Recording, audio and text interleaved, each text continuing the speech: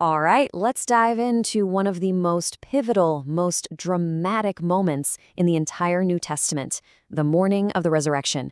We're going to walk through it, verse by verse, looking at the incredible events described right at the beginning of Matthew chapter 28. We're going to keep it tight, focusing just on those first 4 verses.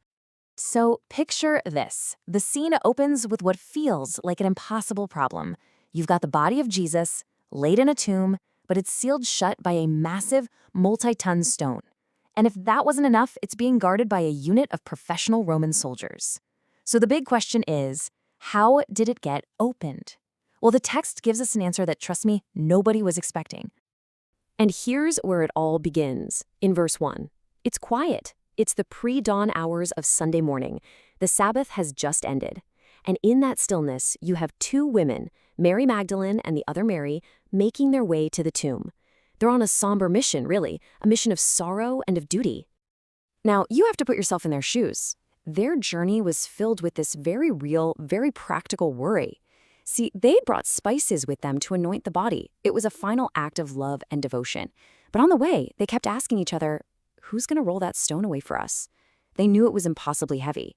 And to make matters even worse, it had an official Roman seal on it, which meant touching it was literally illegal. And then, bam, verse 2 just shatters the quiet. The text says there was a great earthquake. Now, this isn't just a natural tremor. In the Bible, an event like this signals divine intervention.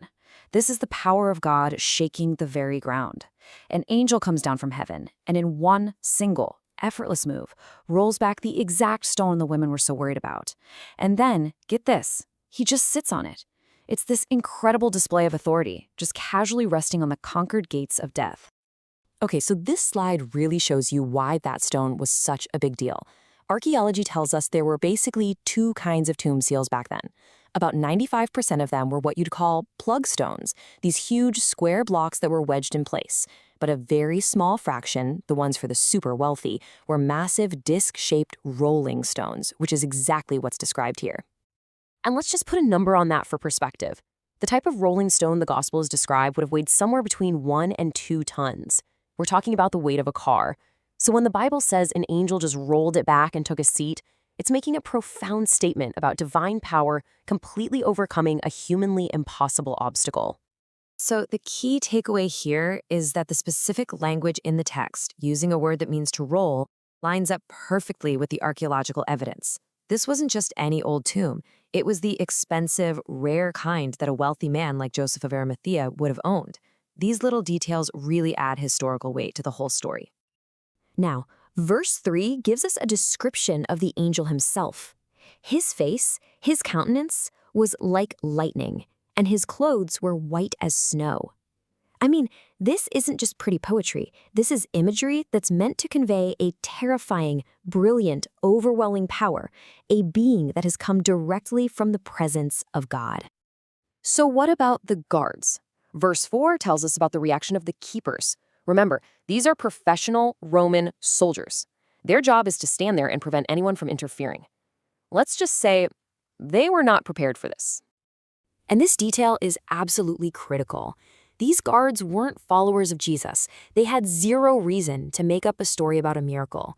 If anything, they were hostile witnesses. So their reaction, this pure, unadulterated terror, is presented as the very first objective proof that something supernatural had just taken place.